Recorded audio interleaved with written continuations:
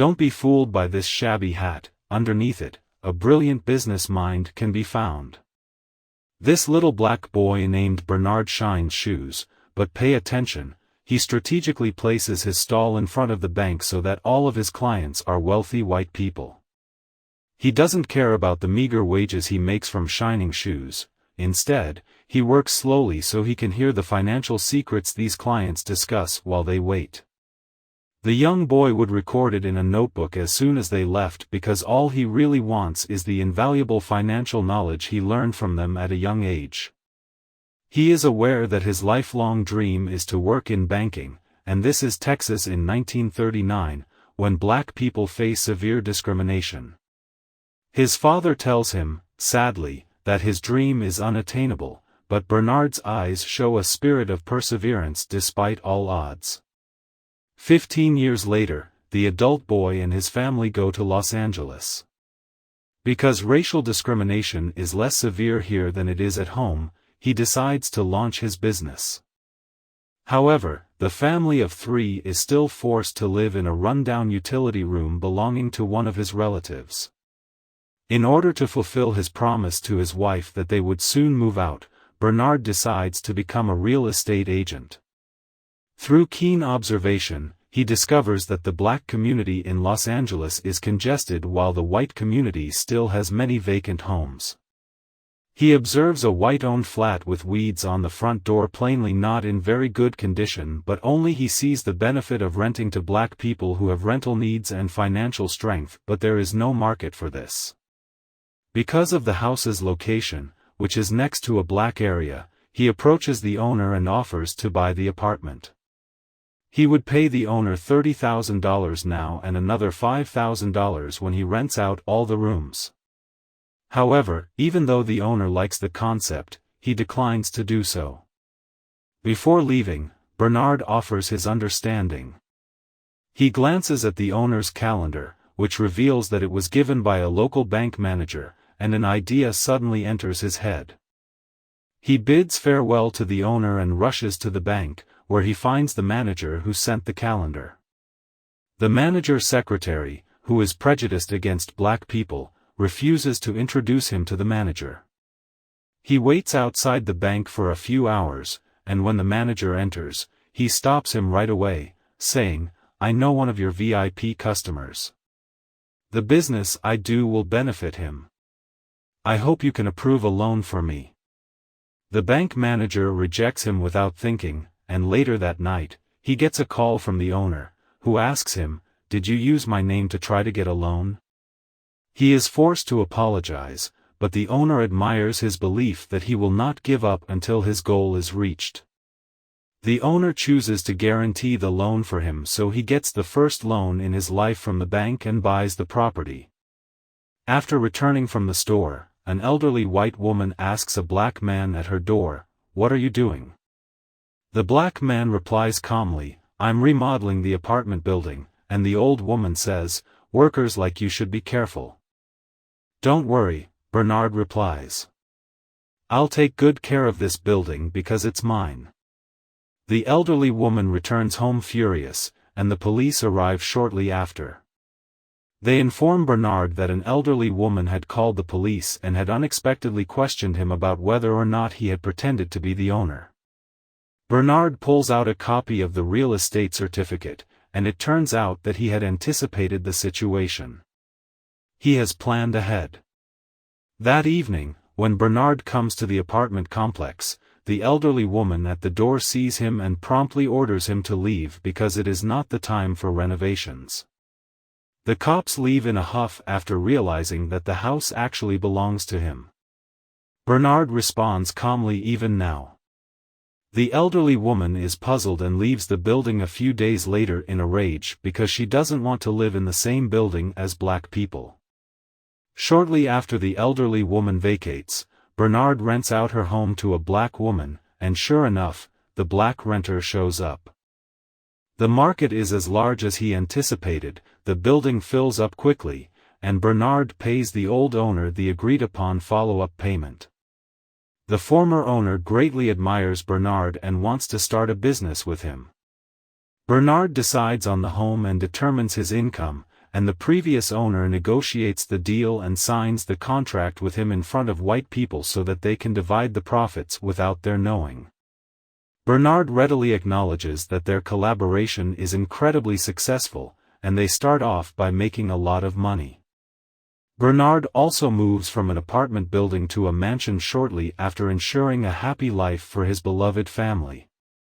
This is his wisdom. When someone treats him unfairly, he will refrain from responding in kind because doing so would force him to play by other people's rules, and he prefers to follow his own. However, life is not always easy, and difficulties can arise at any time. The former owner who worked with Bernard is elderly and frail and passes away suddenly a few years later. His wife inherits the company's equity. However, she is a virulently anti-black person who does not want to work with Bernard. She mockingly offers to buy his shares at a very low price, and if he refuses, she will sue him during the time when whites and blacks litigate. The bank manager comes to mind when he needs someone to testify to his cooperative connection with the previous owner, but the manager has already worked with the widow and will now avoid Bernard. Very disappointed standing inside the bank, Bernard surveys the orderly surroundings. When he enters into the bank, he is frequently mocked due to the color of his skin. Thinking of this as a bold strategy, gradually, the bank building displays systematically discriminatory fangs everywhere. Each of the 4 banks in this building has shut its doors to this black man. Just then, Bernard had a brilliant thought. Bernard seeks out Joe, a fellow black real estate developer in Los Angeles, and tells him about his plans. "I'm going to buy this building and see who of you has the audacity to treat me unfairly again," he says. Joe initially believes Bernard is insane because the land price for the building is so high and no black person has ever purchased land in downtown Los Angeles, but after talking about it for a while, Joe realizes that Bernard is not a delusional man but a thoughtful rationalist. He wants to purchase this building because the bank inside will serve him as long as he owns it and will not hesitate to approve him for a loan. Additionally, the bank will inform him of the current real estate trends so that his real estate business will run more smoothly.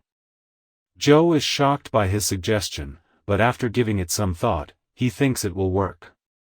Despite being extremely wealthy, Joe is still subject to white people everywhere, so if he can step on white bankers on white land, he will make more money. However, they are still unable to conduct business directly with white people, thus they require a white person as an agent in this regard. Bernard already has a plan in mind. He's been getting renovation assistance from Matt. Since Matt is an honest person who is also very ambitious yet inexperienced, Bernard and Joe decided to thoroughly train him by teaching him golf, high society etiquette, mathematical thinking, and real estate. Matt lives up to expectations and develops his golfing skills fast. While playing golf, he can determine real estate assessments just like a budding entrepreneur in a golf club. Since Joe also set up the meeting, Matt meets the owner of the bank building. The meeting goes well, and Matt is given the opportunity to purchase the building. However, Matt is unsure how to proceed. Bernard assists Matt with all of the preparations. He first counts the number of lights on in the building after dark to determine the vacancy rate. He then determines the building's estimated value using the building's annual revenue and operating expenses. Before meeting with the owner, Bernard prepares any numbers that may be necessary and instructs Matt to memorize these numbers so that no matter how the big boss bluffs about his property, Matt is always one step ahead and gives out the exact number, shocking the big boss and the accountant beside him. They all think they have encountered a math genius and can't fool him at all, so in the end, Bernard gets the building that was initially priced at more than the big boss is willing to pay. Following that, every bank's president will approach Bernard to shake his hand whenever he enters or exits the building. The small manager who previously made things difficult for him is shocked. Bernard and Joe's real estate careers expand rapidly with the support of the banking industry, they single-handedly break the strict zoning of Los Angeles's black and white segregation. Many young and promising blacks move into white neighborhoods soon after they are even received by the vice president. Several years later in 1963, Bernard takes his family back to Texas to visit his father. Britton. After their dinner, Britton tells Bernard that he is proud of his accomplishment. The following day, Bernard goes for a stroll around town with his son, and before they know it, they are in front of the bank where, at the time Texas was the most racist state in America, Bernard had worked as a shoe shine boy. They come across a young boy shining shoes, just like Bernard had when he was younger, but to Bernard's surprise, the boy will only work on the shoes of white people. This small incident affects Bernard and awakens his sense of duty to his fellow man. He secretly decides that he must change the status quo and assist the black community in his hometown in obtaining better housing. The following day, Bernard visits Joe and suggests that they purchase the Texas Mainland Bank. Joe thinks Bernard is crazy for even considering it because of how bad the racism is in Texas, but Bernard is able to present convincing arguments for the purchase, and in the end, Joe agrees to assist Bernard. They rehire Matt and use him as their frontman once more. They meet with the bank owner Robert Florence Sr. and Jr. to discuss the purchase. Despite Florence Jr.'s concerns, Florence Sr. sells the bank to Matt and his partners. With the Mainland Bank acquired, Bernard starts working and helps the African Americans in town get approved for loans. It would appear that Bernard's goal is to help his fellow men get a fair chance at housing and even money-making opportunities. Things go well for a while until Florence Jr. starts looking into the loans that their bank approves one day. Florence follows the map and meets up with Bernard. And Joe. He confronts them about the loans they approved and threatens them with a letter from the U.S. Treasury Department, stating that the department will inspect the bank's operations in 1 month. Matt offers an idea. The primary issue, according to Bernard, is managing the bank's operations, therefore Matt offers that he be given the opportunity to lead the new bank. He suggests that they purchase another bank and move the problematic loans from Mainland to that bank. Bernard expresses his opposition to the idea, but he ultimately decides to allow Eunice to keep an eye on Matt. As a result, Matt is able to run his bank exactly as he had envisioned. The following day, Matt meets with a lawyer and begins signing loan agreements at his direction. Later, Matt receives a call from Florence Jr. regarding customers who want to transfer all of their funds to the Mainland, which makes things worse. Bernard struggles to disguise himself as a janitor in order to approach the federal bank examiner when he arrives at Marlin to assist Matt, but it doesn't work because the examiner finds a serious issue with multiple loans. Bernard cannot believe that the ludicrous loans were approved. As he hurried to operate his bank, they soon discovered that Florence Jr. was responsible for what was happening all along. After some time, Bernard and Joe advise Matt that the best course of action is to leave the Bank of Marlin, as Matt is unwilling to let his bank fail. Matt ignored the rules and engaged a lawyer that Florence had recommended, which allowed Florence to slip in the problematic loans. Without informing his partners, Matt makes a move.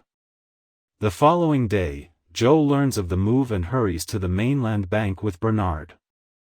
They confront Matt about the loans as Florence watches the scene with pride in his eyes. Bernard urges Matt to fetch their records, but it's too late. While exiting the facility, the federal bank examiners arrests Joe and Bernard, who tries to defend himself but in vain as the federal bank examiners come to revoke Mainland Bank's operating license. Later, when Bernard and Joe met with their attorney, they heard that the case had become mired in national racial politics. Meanwhile, Matt had a conversation with Senator McClellan about testifying against his partners in exchange for his freedom. That evening, Matt contemplates on his next course of action and calls a friend. The following day, Matt testifies against his partners in the Senate hearing after taking McClellan's advice. Later that day, Bernard meets with McClellan and hears his proposal.